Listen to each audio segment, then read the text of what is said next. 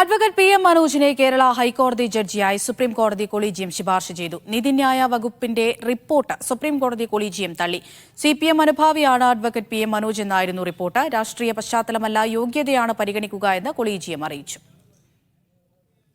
ഷംന അശോകുണ്ട് കൊച്ചിയിൽ നിന്ന്. ഷംന, എന്താണ് വാർത്തയുടെ വിവരങ്ങൾ?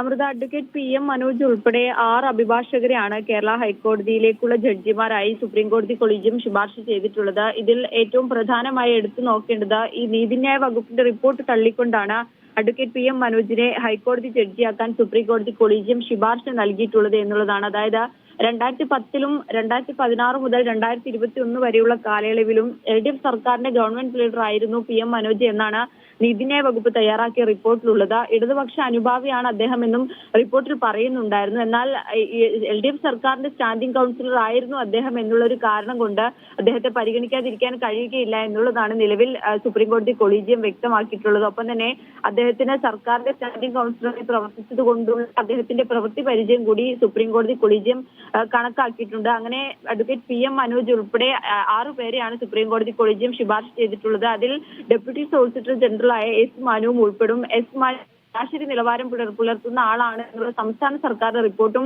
കൊളീജിയം പരിഗണിച്ചിട്ടില്ല. Advocate Abdul Hakeem MA, advocate VM Shyamkumar, advocate Harishankar V Menon, advocate Eswaran Subramaniam എന്നിവരാണ് കൊളീജിയം ശുപാർശ ചെയ്ത മറ്റ് അഭിഭാഷകർ.